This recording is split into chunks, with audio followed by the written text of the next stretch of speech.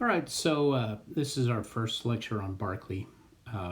The first thing that you need to be aware of is that although it looks like Berkeley, it's pronounced Barkley. So this is one thing that you don't want to listen to Dr. Anderson about. You can't trust those Canadians when it comes to word pronunciation. He's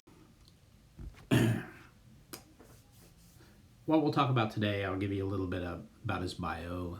Then we're going to talk about his work on visual perception that he did when he was very young, and then we'll move into his attack on the notion of abstract ideas.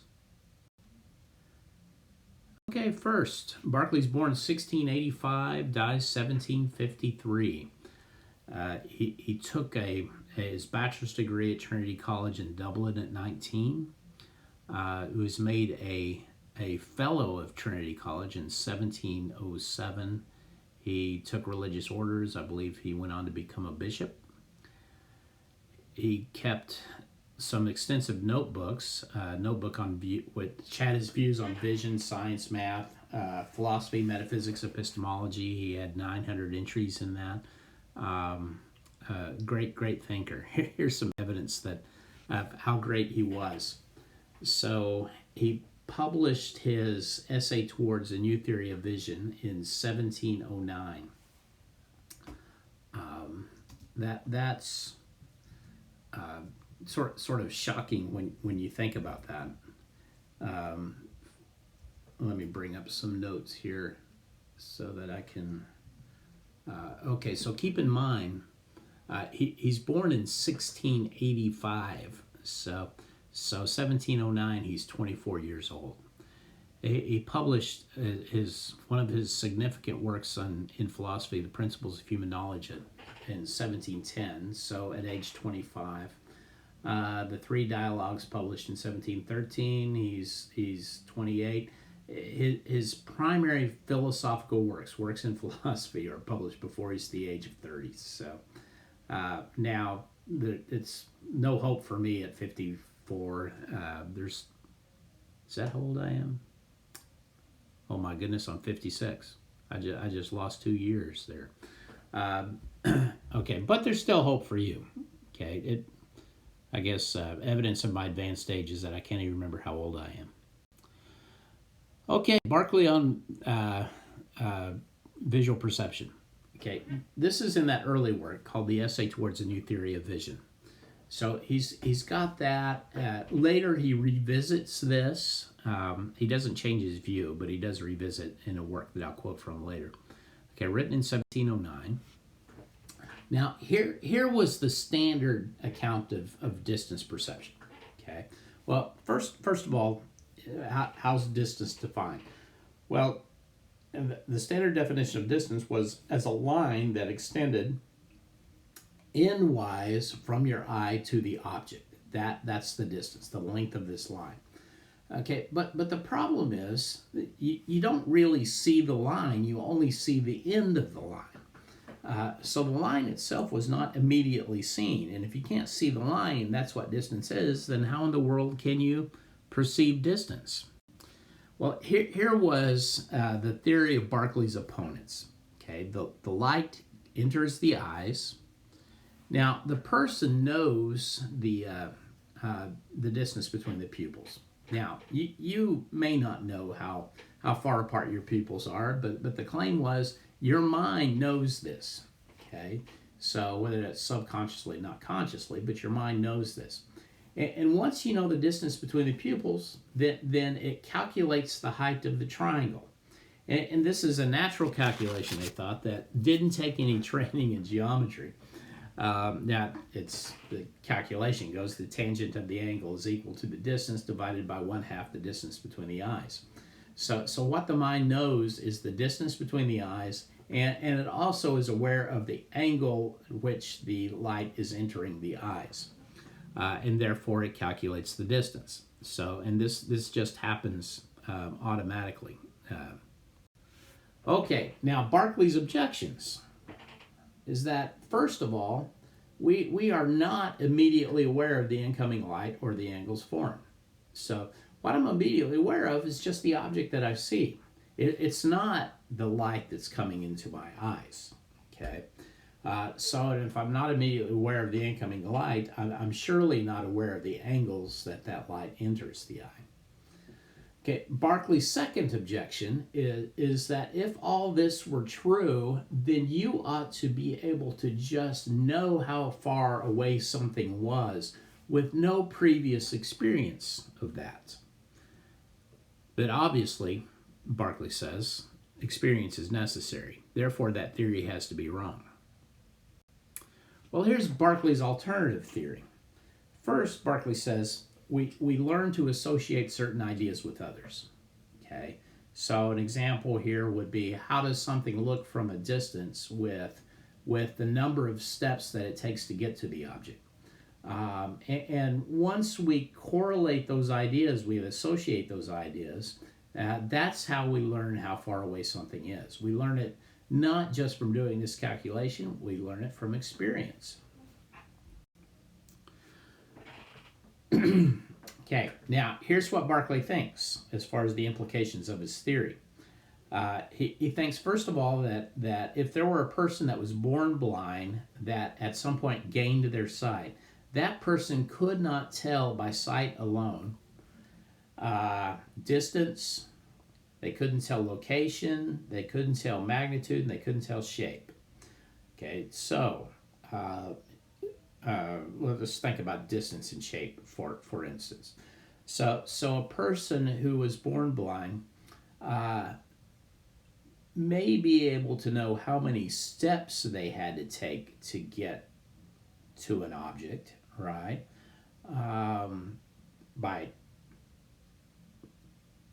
They could count those steps, presumably, from where they are, but they wouldn't know how that object looks from that particular distance. So once they instantly regained that sight, saw that object, they wouldn't know how far apart that, what the distance from their position that object was. Example of shape. So the person who's born blind can feel the cube, Berkeley thought, okay, and they can know it's a cube from the way it feels, but that is not the same as just looking at the cube and knowing what it looks like. Okay, so Berkeley's conclusion here is that sight and touch are heterogeneous ideas. Okay, they're not the same thing. It's not just two different ways of having the same idea. They are in fact numerically distinct ideas. They're not the same idea. They're not even the same kind of idea. The ideas that you get from sight are completely different from the ideas that you get from touch.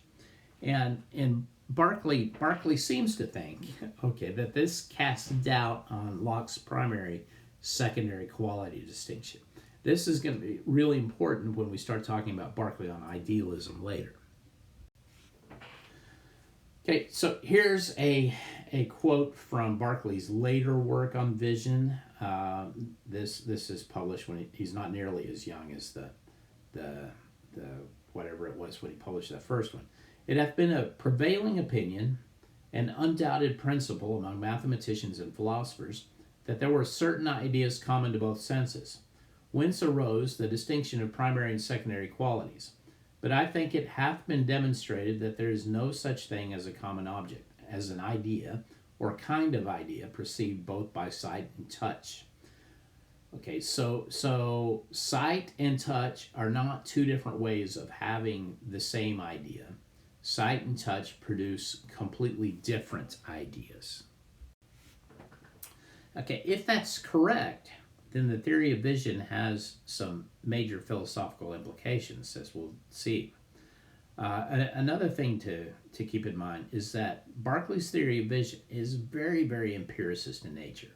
Okay, these things are not innate. You have to learn to associate these ideas together. Okay, as philosophical works, the two major ones are the Principles of Human Knowledge from 1710, the Three Dialogues in 1713. They are different works. They differ in, let's say, emphasis of certain themes, but they don't differ in their basic doctrines. Berkeley is very consistent.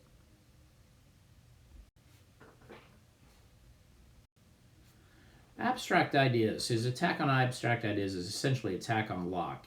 Locke, in Book 3 of the Essay Concerning Human Understanding, says that some ideas are abstract.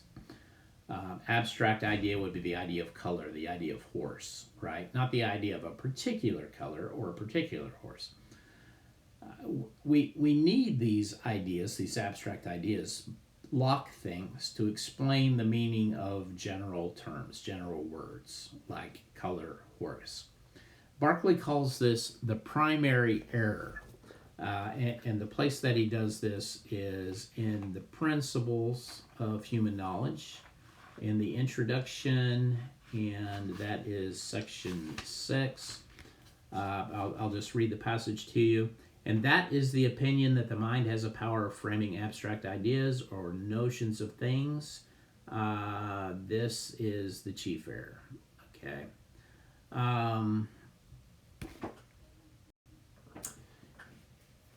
Here's a classic example of an abstract idea. Some single determinate sensible quality, like red, for instance. Now, Berkeley thinks that not just things. He knows, right? No object has a single quality. This is the Principles, section 7.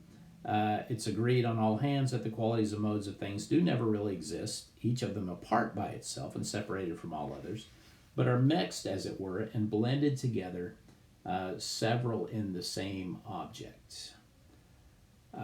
So there isn't anything that's just red. The thing that is red has a shape. The thing that has a shape is going to have a color. So you see a square red figure and you have an idea of a red color and square shape, of something that has a red color and square shape. Now, what Locke thinks is that you form this abstract idea of red by just ignoring the shape. And then you get even more general ideas like color and shape by noticing the commonalities in different objects. So you see things that are red, and you're going to ignore the other qualities they have, just focus on the red. Then you notice things that have other colors, and what you do is you ignore the redness and just focus on the thing that they have in common, which is being colored, and you build that up to get the abstract idea. Now, Berkeley thinks that this process of abstraction is impossible. And if the process of abstraction is impossible, the way that you get these abstract ideas is impossible, then the abstract ideas themselves are impossible. And Berkeley's argument for this is this claim that what cannot be separated in reality cannot be separated in thought. There is nothing in reality that is simply red, so there is no idea that's simply redness. No object with just color and no shape, so what we can't do is separate color and shape in reality, and also can't separate color and shape in our ideas. So we can't have an idea of a single quality. An idea of color would have to be some color, but it couldn't be any particular color. So can we have an idea of color but is not an idea of any particular color? That's like having an idea of person that's not any particular person, or having an idea of size that's not any idea of a particular size at all. And if you think about what Locke means by ideas, right, he takes ideas to be, as we talked about in the past, as to be images in our mind, then Berkeley's criticism makes a lot of sense. Can you form an image in your mind that is just color but isn't any particular color at all? That seems impossible. So if that's true, what do general terms mean? If we can't have abstract ideas, what do our words, color, horse, which obviously have meaning, what do they mean? Well, Berkeley's theory is that what these signify are particular determinate ideas. And then we use those ideas to stand for a lot of different things that resemble each other. Okay, so your idea of color isn't an idea of some colorless color. It's an idea of some particular color. But you use that idea of a particular color to stand for all of these other colored things. So essentially what we're doing is learning that a label, like this word color, can be applied to many things. We don't have to learn what general idea that the word refers to. Now, if you have taken metaphysics, this looks like Berkeley's really sympathetic to a position called nominalism, right? That these universal words that we use, like color, horse, dog, so on, these are just names that stand for sets of particular objects. Okay, Berkeley thinks that it's really important to understand this because in Principles 143, this is much farther on in the book. Let me make sure that I've got this marked. But in 143, he thinks that this confusion about abstract ideas is at the heart of a lot of different problems in philosophy. And those problems, as he goes on to talk about, include arguments about the infinite divisibility of matter, whether space and time are absolute or relative. He thinks it is at the heart of problems concerning realism and skepticism, and he just goes on and on and on about this. So if you make a mistake about abstract ideas, that leads to further and further mistakes philosophically. Okay, another thing he thinks is that abstract ideas conflict with his notion of heterogeneity. Remember, heterogeneity is the view that the ideas that we get from one sense are not the same ideas as what we get from another sense. For instance, he talks about this abstract idea of extension. How can we get the abstract idea of extension? Well, we can get an idea of how long an object is by feeling that object, but also by seeing that object.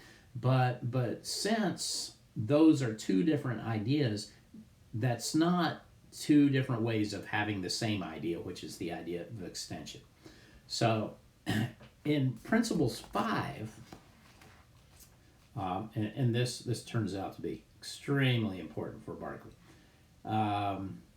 Let me read a little bit of this. If we thoroughly examine this tenet, it will perhaps be found at the bottom to depend on the doctrine of abstract ideas. Well, what is this tenet? Maybe I should back up to Principles 4.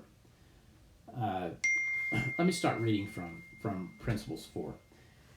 It is indeed an opinion strangely prevailing amongst men, that houses, mountains, rivers, and in a word, all sensible objects have an existence, natural or real, distinct from their being perceived by the understanding. So, in Principles 4, he says, here's this belief that people have, and that belief is that objects that we perceive really do have a real existence, apart from our perception of them. So what he's talking about is realism. And then in Principles 5, he says, if we thoroughly examine this tenet, it will perhaps be found at the bottom to depend on the doctrine of abstract ideas. Okay, so realism is dependent upon abstract ideas. And he thinks that realism leads to skepticism, so that this is something that we'll look at later with Berkeley. So if realism leads to skepticism, abstract ideas lead to skepticism. Now, it's important to understand for Berkeley, things that lead to skepticism are bad.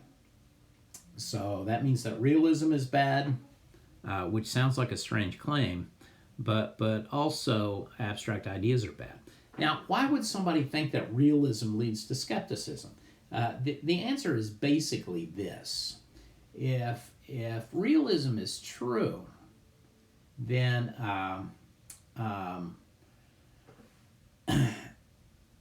if realism is true, then things have an existence that's independent of our perception.